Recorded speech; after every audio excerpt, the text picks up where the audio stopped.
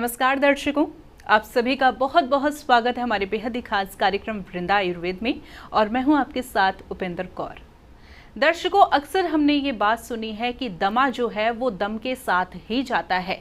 तो आज इस कार्यक्रम में हम आपको इसी विषय पर जानकारी प्रदान करने वाले हैं कि क्या इस बात में सच्चाई भी है।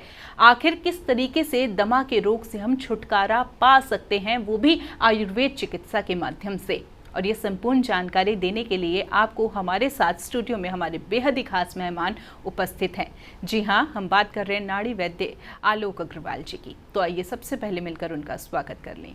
नमस्कार सर, बहुत बहुत स्वागत। नमस्कार जी। नमस्कार जी सर, जैसे कि मैंने दर्शकों को आज सूचित किया कि हमारा आज का विषय है दमा यानी कि अस्थमा।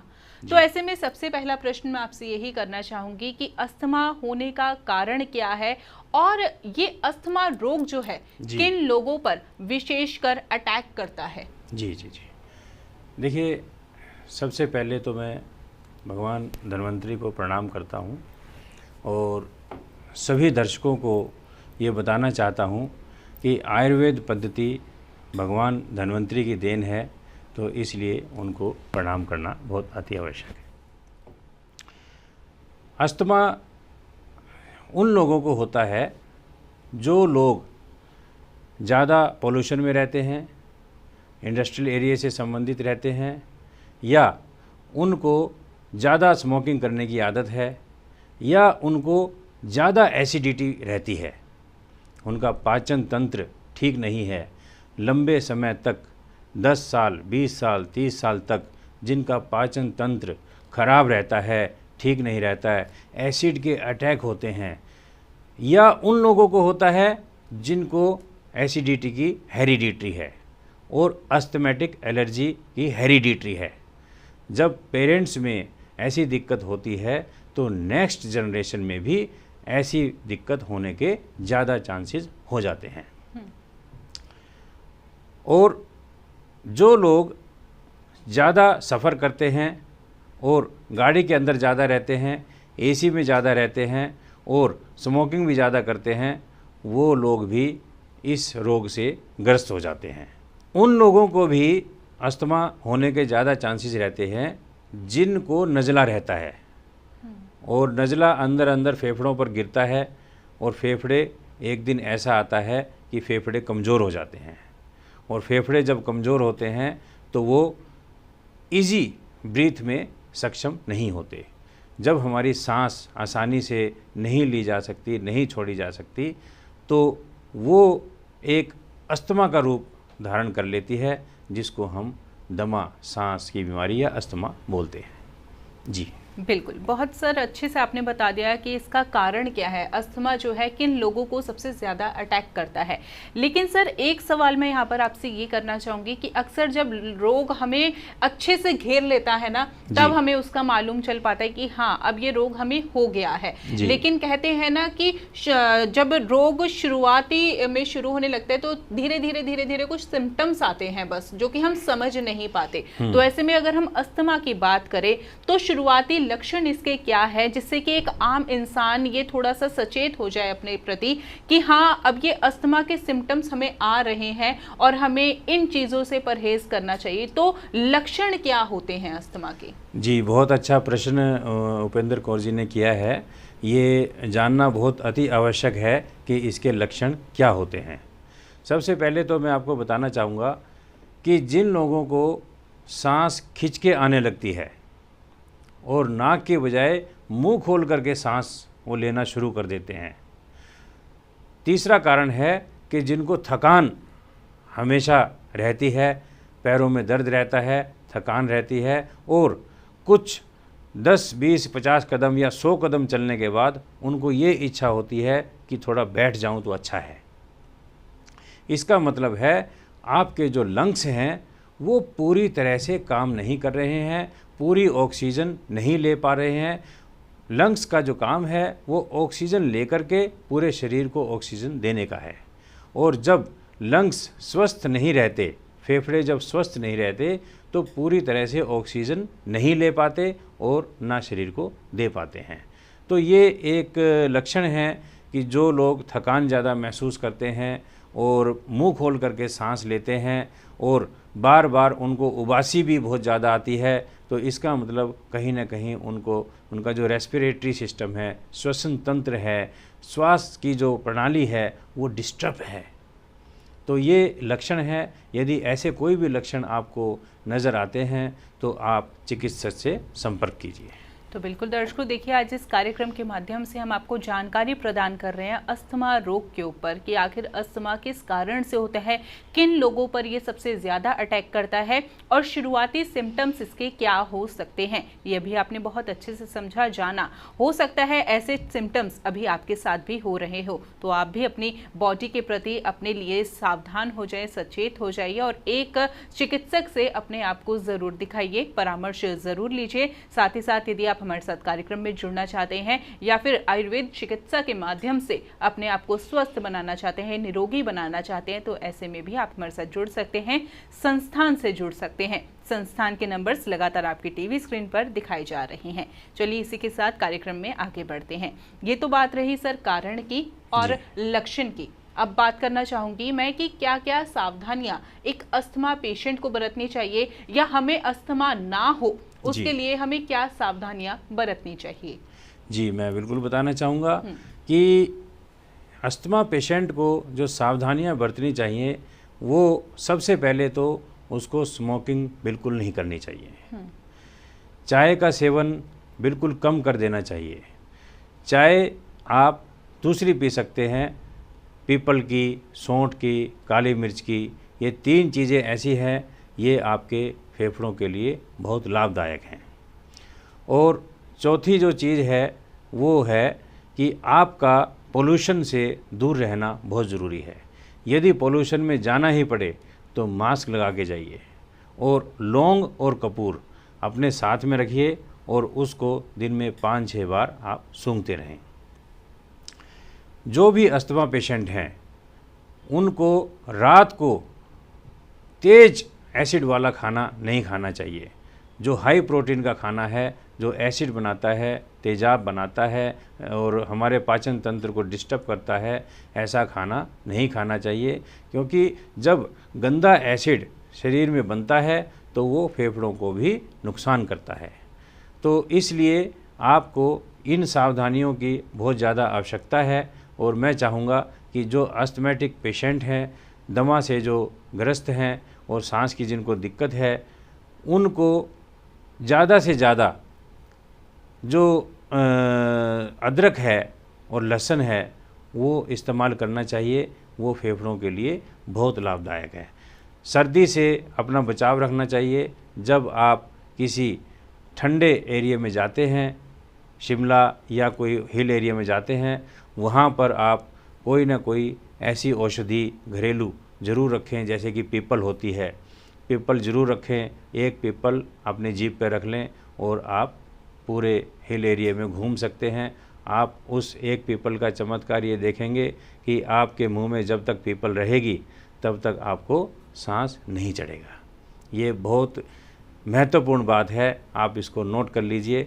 और जब भी आपका वेदर जो चेंज होता है, वेदर चेंज होने पे आप तिल के तेल की जो मालिश है वो फेफड़ों पे कर सकते हैं। तो कुछ ऐसी सावधानियां हैं जो आप कर सकते हैं। जी, धन्यवाद। बिल्कुल सर, आपने बहुत अच्छे से बताया कि सावधानियां क्या बरतनी चाहिए। लेकिन एक सवाल मैं यहाँ पर आपसे छोटा सा करना चाहूँगी कि जब एक अस्थमा पेशेंट को एकदम से वो अटैक आता है ना, तो एकदम से वो परेशान हो जाता है कि कैसे क्या हो सकता है। तो ऐसे में एक तो होता है कि अस्थमा के लिए जो हम स्मेल करते हैं, इनहेलर लेते हैं। तो या फिर अगर हम घरेलू नुस्खों की बात करें, जैसे कि आपने अभी पीपल का बताया कि पीपल को मुंह में रख ले तो उससे ठीक हो जाएगा। एकदम से यदि किसी को अटैक आता है अस्थमा का, तो उस वक्त उसे क्या करना चाहिए? उस वक्त उसको लौंग और कपूर दोनों मिला करके और उसको सूंघना चाहिए। उसके सूंघते ही उनको आराम मिलना शुरू हो जाएगा। चलिए, बहुत अच्छे से सर आपने बता दिया। क्योंकि ना कई बार ऐसा होता है कि उस वक्त हम समझ नहीं पाते। तो ऐसे में जो भी हमारे अस्थमा पेशेंट अभी देख रहे हैं ये प्रोग्राम, तो वो अपने पास कपूर को और लौंग को रख सकते हैं ताकि ज़रूरत पड़ने पे वो जल्द ही इसका इस्तेमाल करें। लौंग और कपूर फेफड़ों को तुरंत एनर्जी देती है, तुरंत राहत देती है और ये कुदरत का बनाया हुआ एक अनमोल औषधि है। बिल्कुल सर, बहुत ही अच्छे से आपने बताया। अब जैसे कि मैंने शुरुआती समय में कार्यक्रम में बात की थी कि एक बारी अगर दमा का रोग हो गया तो मन में ये बात बैठ जाती है कि अब तो ये जब हमारा दम जाएगा उसी के साथ ये रोग जाएगा। जी। अक्सर लोगों के मन में यही होता है, क्योंकि ट्रीटमेंट वो बहुत अपनाते हैं लेकिन इस रोग से जो है छुटकारा नहीं मिल पाता। अब अगर हम बात करें आयुर्वेद चिकित्सा की या फिर वृंदा आयुर्वेदा की, तो ऐसे में क्या हमारे पास इसका कोई इलाज ऐसा है जिससे कि दमा रोग को खत्म किया जा सके? बिल्कुल, मैं बताना चाहूँगा कि वृंदा आयुर्वेद पर इसके लिए बहुत ही अच्छा इलाज है, एक बहुत ही अच्छा एक कॉम्बिनेशन है जो हमने तैयार किया है। उस कॉम्बिनेशन का सेवन करते ही आपको पहली ही डोज से आराम मिलना शुरू हो जाता है और धीरे धीरे करके फेफड़ों को ताकत भी मिलती है और आपका जो दमा है, अस्थमा है, वो धीरे धीरे करके बिल्कुल चला जाता है और आप रोग मुक्त हो जाते हैं। ये फार्मूला बिल्कुल हर्बल है और किसी तरह का इसका दुष्परिणाम नहीं है और कोई भी इसको ले सकता है। आज से ही आप शुरू कर सकते हैं। आप अन्य जानकारी के लिए आप संस्था में कॉल करके और भी जानकारी ले सकते हैं। बिल्कुल सर, जैसे कि आपने ये कोर्स की बात की, अगर कोई व्यक्ति इस कोर्स को मंगवाना चाहता है तो ऐसे में उसे कितने टाइम तक इस ट्रीटमेंट को फॉलो करना पड़ेगा? और साथ ही साथ अक्सर जो है अस्थमा पेशेंट की बाकी मेडिसिन भी चल रही होती है, तो ऐसे में मान लीजिए वो अगर इस कोर्स को फॉलो करना शुरू करते हैं तो ऐसे में क्या उन्हें वो मेडिसिन को बंद करना पड़ेगा या वो साथ में ले सकते हैं? जी हाँ, बिल्कुल, मैं बताना चाहूँगा कि जिनकी अन्य औषधियाँ चल रही हैं वो धीरे धीरे अल्टरनेटिव डेज पे हो जाती हैं और उसके बाद धीरे धीरे बंद हो जाती हैं, और ये जो हमारी हर्बल मेडिसिन है ये आपकी रेगुलर हो जाएगी और धीरे धीरे एक समय ऐसा आएगा ये भी बंद हो जाएगी, आप रोग मुक्त हो जाएंगे। बिल्कुल सर, अब एक छोटा सा सवाल मैं यहाँ पर आपसे और करना चाहूँगी कि जब भी हम कोई ट्रीटमेंट फॉलो करना चाहते हैं या फिर शुरू करते हैं तो ऐसे में सबसे पहला मस्तिष्क में ना एक सवाल आता है कि इसका कोई साइड इफ़ेक्ट तो नहीं है। तो ऐसे में जो औषधि आप बता रहे हैं, ट्रीटमेंट जो आप बता रहे हैं हमारे जो संस्थान में दिया जाता है अस्थमा के रोगियों को, उसका कोई साइड इफ़ेक्ट तो नहीं होगा ना? नहीं, किसी प्रकार का इसका साइड इफ़ेक्ट नहीं है, कोई भी दुष्परिणाम नहीं है। ये एक बिल्कुल हर्बल औषधि है, इसका किसी प्रकार का कोई भी साइड इफ़ेक्ट नहीं है, इसका कोई भी दुष्परिणाम नहीं है। ये जो इसके अंदर हमने हर्बल औषधियाँ यूज़ की हैं उनके बारे में मैं आपको बता भी देता हूँ। हमने इसमें कंटकारी यूज़ की है, चित्रक यूज़ की है, पीपल का इस्तेमाल किया है, हमने इनमें खजूर भी लिया है और इसके अंदर अपामार्ग भी हमने लिया है और किसी भी तरह का कोई नुकसान नहीं है। बच्चे, बड़े, बुज़ुर्ग, गर्भवती महिलाएं सभी इसको ले सकते हैं और पहली ही डोज से ये दवा काम करने लगती है। बिल्कुल, अब जो लोग इस ट्रीटमेंट को फॉलो करना चाहते हैं और इस औषधि को प्राप्त करना चाहते हैं वो कैसे प्राप्त कर सकते हैं? इसके लिए हमारे स्क्रीन पर नंबर चल रहे हैं, उन नंबर्स पे आप कॉल करेंगे, कॉल करके आप बात करेंगे तो हमारे जो प्रतिनिधि हैं वो आपकी कॉल को अटेंड करेंगे, आप अपनी बात उनको बताएंगे, आप अपना एड्रेस देंगे, कोरियर के द्वारा आपके यहाँ पहुँच जाएगी। यदि आप संस्था में आना चाहते हैं, मिलना चाहते हैं तो आप अपॉइंटमेंट लेकर के आप मिल भी सकते हैं। तो बिल्कुल दर्शकों, आज भी इस कार्यक्रम के माध्यम से आपको बहुत ही विशेष जानकारी प्रदान की गई है। तो यदि आप भी दमा के रोग से पीड़ित हैं तो ऐसे में एक बारी आप हमारे संस्थान से जुड़कर देखिए, परामर्श लेकर देखिए, हो सकता है कि आपको बहुत ही लाभ देखने को मिले। साथ ही साथ यदि आपको किसी अन्य रोग को ने भी घेरा हुआ है तो ऐसे में भी आप हमारे संस्थान से जुड़ सकते हैं, परामर्श ले सकते हैं। संस्थान के नंबर्स लगातार आपकी टीवी स्क्रीन पर दिखाए जा रहे हैं। यहाँ पर एक सवाल मैं आपसे करना चाहूँगी कि मान लीजिए यदि कोई फैमिली प्लानिंग अभी करने लगा है और उनमें से यदि मदर को जो है अस्थमा का रोग है या फिर फादर को अस्थमा का रोग है, तो क्या आने वाले समय में जो उनका बेबी जो जन्म लेगा उसमें भी ये लक्षण दिखे जा सकते हैं अस्थमा के? क्या उसे भी अस्थमा होने का खतरा हो सकता है? और अगर ऐसा है तो हमें क्या कुछ सावधानियां बरतनी चाहिए उस टाइम पीरियड में? जी हाँ, बिल्कुल, मैं बताना चाहूँगा कि यदि पेरेंट्स में अस्थमा है तो नेक्स्ट जनरेशन में भी अस्थमा होने के चांसेस बन जाते हैं। तो ऐसा यदि आप ये चाहते हैं कि अगली जनरेशन में भी ऐसी दिक्कत ना आए तो आपको सबसे पहले अपने आप को निरोग करके ही फैमिली प्लानिंग करनी चाहिए। और उस समय में आपको 1 महीने तक कुछ परहेज़ करने हैं, जैसे कि केला इसमें नुकसान करता है, ठंडी चीज़ें इसमें नुकसान करती हैं, बासी भोजन नुकसान करते हैं, और चावल है वो नुकसान करती है, और दही का इसमें बहुत बड़ा नुकसान है। तो ऐसी ऐसी चीज़ें हैं जो आपको 1 महीना लगातार परहेज़ करनी है। और परहेज़ करने के बाद और आप अपना चेकअप चिकित्सक के द्वारा कराएंगे। यदि आप ठीक हैं, तंदुरुस्त हैं, स्वस्थ हैं, तो आप अपनी फैमिली प्लानिंग कर सकते हैं। बिल्कुल, बहुत ही विशेष जानकारी सर अभी आपने हमें प्रदान की है, क्योंकि इस जानकारी से हम पहले कभी अवगत नहीं थे। जी। तो देखिए दर्शकों, इस कार्यक्रम के माध्यम से बहुत ही विशेष जानकारी हम आपको प्रदान कर रहे हैं। तो कार्यक्रम बहुत ही ध्यानपूर्वक देखिएगा। यदि आपके मन में भी कोई सवाल चल रहा है तो ऐसे में आप हमारे कार्यक्रम से जुड़ सकते हैं, क्योंकि ये मंच आप ही के लिए है।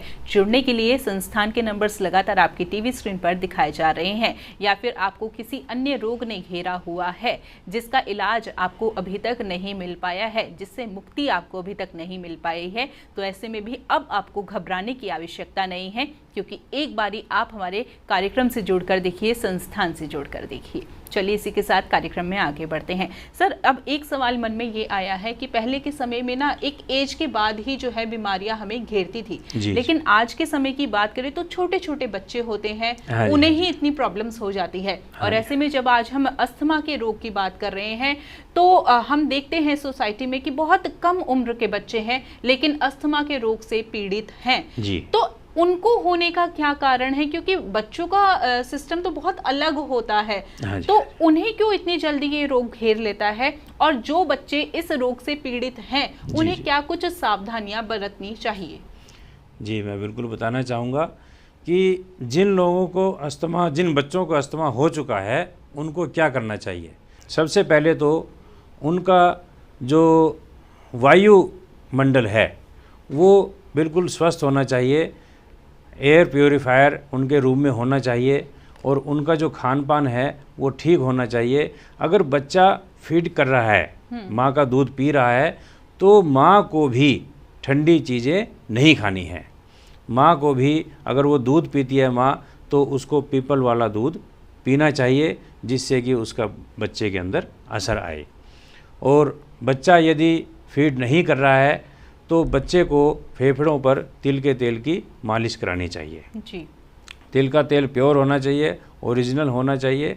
उसकी मालिश करने से उसके जो फेफड़े हैं वो तंदुरुस्त होंगे, मजबूत होंगे।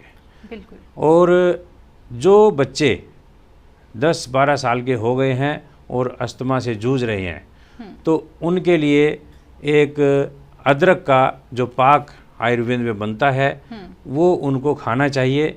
और हम वृंदा आयुर्वेद पर इसके लिए बच्चों के लिए एक अलग औषधियाँ बनाते हैं, उनका सेवन करने से बच्चे बिल्कुल ठीक हो जाते हैं। और इसके लिए कोई चिंता का विषय नहीं है। अगर बच्चों को अस्थमा हो गया है तो वो भी वृंदा आयुर्वेद पर आकर के अपनी समस्या का समाधान कर सकते हैं।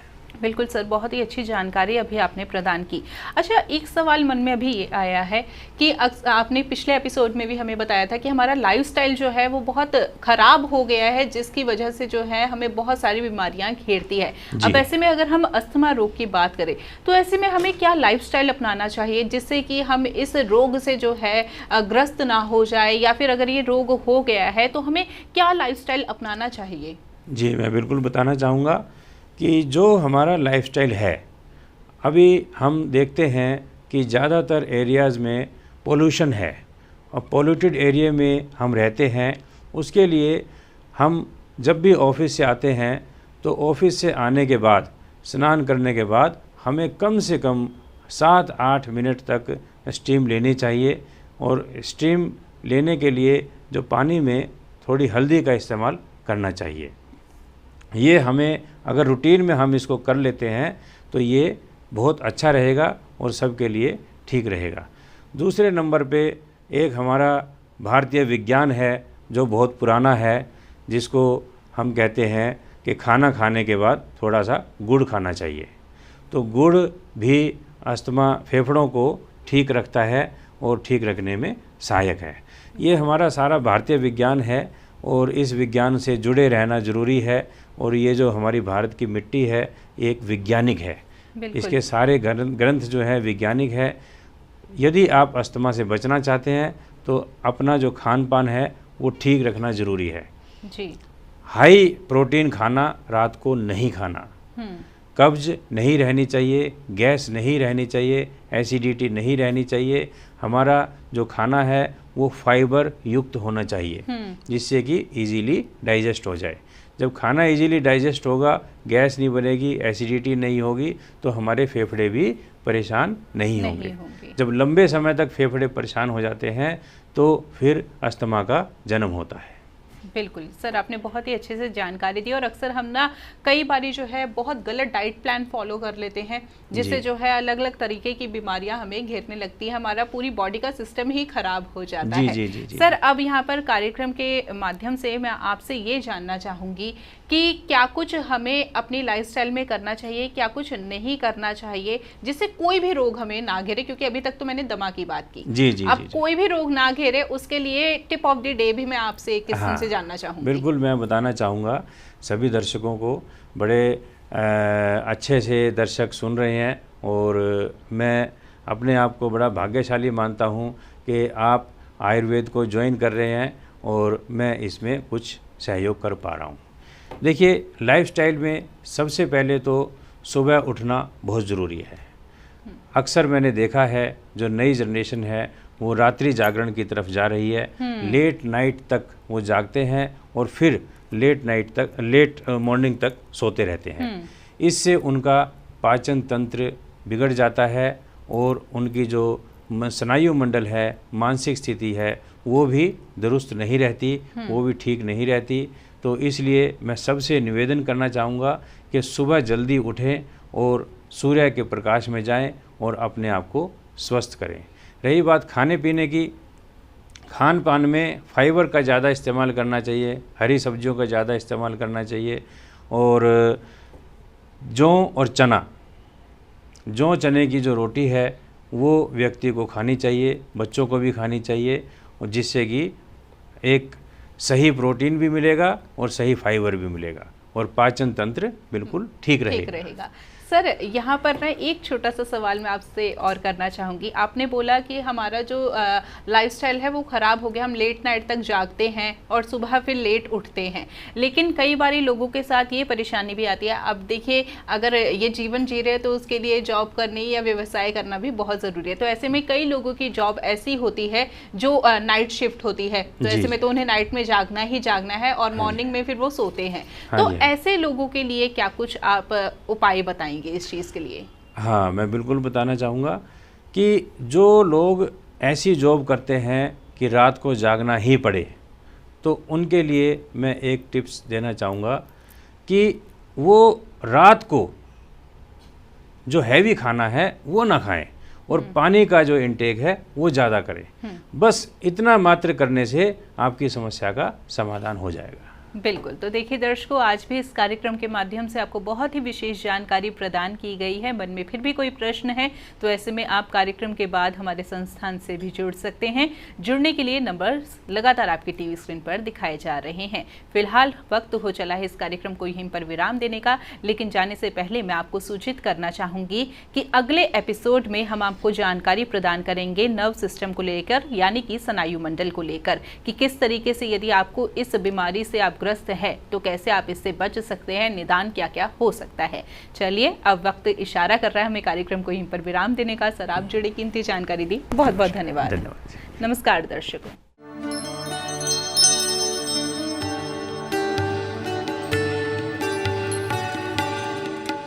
आप हमारे संतवाणी चैनल को सब्सक्राइब करें, वीडियो को लाइक करें, शेयर करें।